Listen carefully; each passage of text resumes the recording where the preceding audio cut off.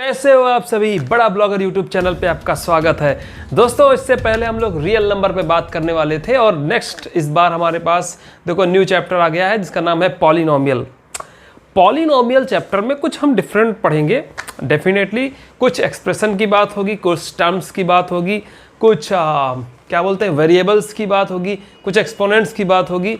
अब इसी में अगर किसी ने नंबर सिस्टम पढ़ा है तो नंबर सिस्टम अगर पढ़ा है तो उसका फ़ायदा तो है, बिकॉज क्योंकि यहाँ पे कुछ बताएंगे कि टर्म्स कैसे होने चाहिए, एक्सपोनेंट्स क्या होने चाहिए, रियल नंबर होने चाहिए कि होल नंबर होने चाहिए, है ना, एक्सपोनेंट्स। और दूसरा कि इनके जो कोफिशिएंट्स हों वो कैसे होने चाहिए, रेशनल नंबर होने चाहिए या होल नंबर होने चाहिए या नेचुरल होने चाहिए। तो कहानी टोटल ये है कि हमारे पास अगर पॉलिनोमियल पढ़ना है तो हमारे पास बेसिक नॉलेज कम से कम नंबर सिस्टम का होना चाहिए। नंबर सिस्टम का जो मैंने एक सीरीज बनाया हुआ है वो वीडियो के लिंक में आपको ज़रूर मिल जाएगा। ओके, डिस्क्रिप्शन में आपको मिल जाएगा। चलो स्टार्ट करते हैं आज का वीडियो। तो दोस्तों पॉलिनोमियल पढ़े इससे पहले थोड़ा सा एक्सप्रेशन समझ लेते हैं, एक्सप्रेशंस क्या होते हैं। इससे पहले हम लोग एक्सप्रेशंस पढ़ लेते हैं, ठीक है। देखो एक्सप्रेशंस ना कुछ टर्म्स से मिलके बने होते हैं, टर्म्स से मिलके। जैसे कि हम एक जनरल एक्सप्रेशन लिख सकते हैं, जैसे कि a x plus b y plus c, ये हमारा एक्सप्रेशन है। अच्छा एक बात और, बच्चे बहुत सारे कंफ्यूज करते हैं, एक्सप्रेशन में कभी भी इक्वलिटी का निशान या ऐसा कुछ नहीं आता, इक्वल टू 0 इक्वल टू 5 ऐसा कुछ नहीं आता। एक बात ध्यान रखना, एक्सप्रेशन में कभी भी इक्वलिटी का सिंबल नहीं आता है। बात समझ में आ रही है। वहीं पे इक्वेशन अगर है, मतलब इसकी जगह पे अगर इक्वेशन है, ठीक है, तो इक्वेशन में हमेशा इक्वलिटी आती है। अगर यही एक्सप्रेशन यहाँ पे लिखते तो कुछ ऐसे a x plus b y plus c is equal to 0, तो यहाँ पे इक्वलिटी आ जाती। बात ध्यान दे रहे हैं आप लोग। तो इसका मतलब है कि हमारे पास जो एक्सप्रेशन है वो कुछ इस टाइप से लिखा जाएगा। एक तो ये बात। तो सर कितने टर्म्स हो सकते हैं, तो सर पहले टर्म्स तो जान लो। अच्छा, हर एक आइटम ये जो लिखे हुए हैं ये छोटे छोटे हमारे आइटम्स, इनको बोलते हैं टर्म्स। क्या बोलते हैं इनको? इनको हम लोग बोलते हैं टर्म्स। ओके, बात समझ में आ गई। तो ये टर्म कितने हो, जैसे यहाँ पे नंबर ऑफ टर्म कितने हैं, 3 टर्म्स हैं। कितने हो सकते हैं? और भी ज़्यादा हो सकते हैं, ठीक है। कितने हो सकते हैं? इनफाइनाइट हो सकते हैं। तो इनफाइनाइट टर्म, ठीक है। टर्म्स कितने हो सकते हैं? इनफाइनाइट। इनफाइनाइट का मतलब है कितने भी टर्म लिखो भैया, कोई फर्क नहीं पड़ता, उसको हम एक्सप्रेशन नहीं बोलने वाले हैं। सीधी सी बात है भाई, समझ लो। ओके, नाउ सर अगर ये एक्सप्रेशन है तो पॉलिनोमियल क्या होता है? पॉलिनोमियल इसी का समझो एक भाई है, एक छोटा भाई, ठीक है। पॉलिनोमियल एक छोटा भाई है तो उसकी अलग स्टडीज है। ओके, तो कैसे होगा हम आपको दिखाते हैं। मैंने कहा छोटा भाई है तो भाई एक ही जैसा दिखेगा, है ना। भाई तो एक ही जैसे दिखते ना, ज़्यादातर तो एक ही जैसे दिखते। तो छोटा भाई तो एक ही जैसे दिखेगा। तो पॉलिनोमियल है तो कैसे आ जाएगा, जैसे a x plus b y plus c is equal to 0 लगा दें, लगा भी सकते हैं। लेकिन अभी फ़िलहाल हम इसको बताने वाले हैं इसका स्ट्रक्चर। तो ज़रा रुको, अभी ज़रा इक्वलिटी पे मत जाओ, ठीक है। अभी हम यहाँ पे सिंपल बात करने वाले हैं कि सर ये जो ए है, सर ये जो बी है, सर ये जो सी है, इनको क्या बोलेंगे? और सर ये एक्स वाई ये क्या है? मैं तो सर अनजान हूँ, क्लास 9th पढ़ के आया हूँ। अरे बेटा क्लास 9th पढ़ के आए हो तो 9th में तो है ना, ये कॉन्सेप्ट तो है ना 9th में, एनसीईआरटी की बुक में। तो ऐसा तो हो नहीं कि जानते नहीं हो, जानते तो हो ना। ओके, सो इसका मतलब हम यहाँ पे बताने वाले हैं इस पूरे स्ट्रक्चर को, इसका नेमिंग बताने वाले हैं जो कम जगह पे बताया गया है। दोस्तों देखिए फटाफट, यहाँ पे अगर ए है अगर बी है, ठीक है, इन दोनों को बोलते हैं कॉफिशिएंट्स, ठीक है। बात ध्यान से, कॉफिशिएंट। सी को क्या बोलते हैं सर? सी तो सर ए बी जैसा है, हाँ जैसा तो है लेकिन नाम अलग है। सी का नाम है कांस्टेंट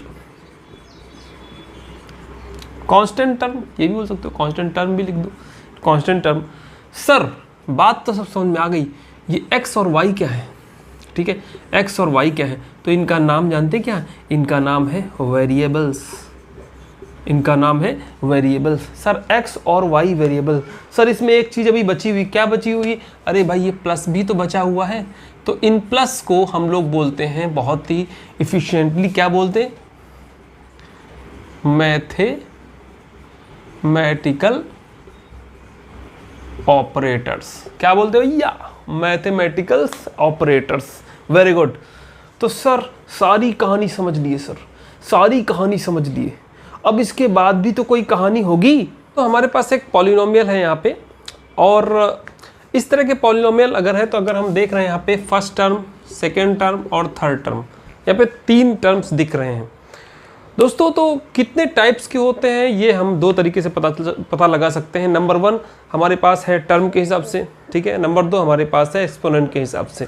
अगर हम टर्म्स के हिसाब से बात करें तो सबसे पहला हमारे पास आ जाएगा मोनोमियल, ठीक है, मोनोमियल। नंबर 2 बाइनोमियल, ठीक है, बाइनोमियल। और नंबर 3 ट्राइनोमियल। आप सभी लोग जान गए होंगे मोनोमियल, बाइनोमियल, ट्राइनोमियल मतलब क्या। मोनोमियल मतलब सिंपल सी बात है कि जिसमें सिर्फ एक ही टर्म होगा, बाइनोमियल जिसमें 2 टर्म होंगे, और ट्राइनोमियल जिसमें 3 टर्म्स होंगे। जनरली 3 टर्म्स में काम चल जाता है क्लास 10th के हिसाब से, 3 से ज़्यादा भी टर्म्स हो सकते हैं, ठीक है। अब एक्सपोनेंट्स में आप देख सकते हो, इसके बाद एक्सपोनेंट्स में भी देख सकते हो। एक क्वाड्रेटिक एक्सपोनेंट्स हम आपसे डिस्कस करने वाले हैं।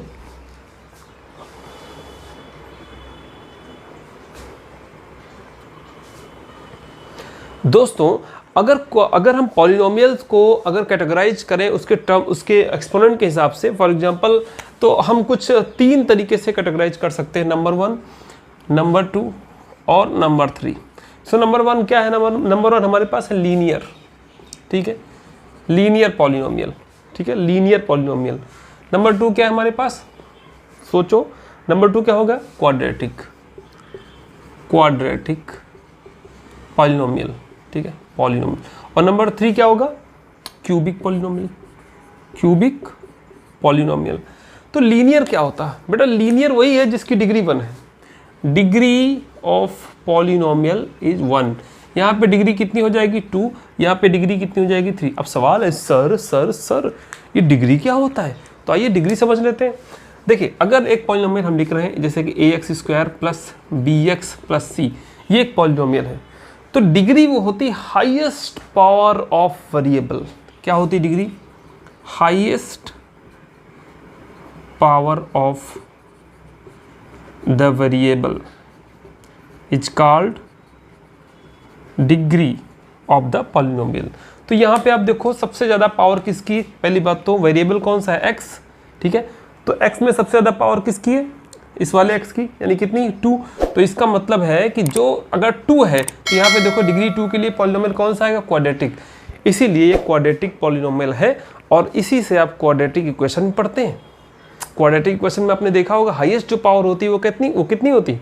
2, यानी 2 पावर होती है उसमें क्वाड्रेटिक पॉलिनोमियल में। ओके।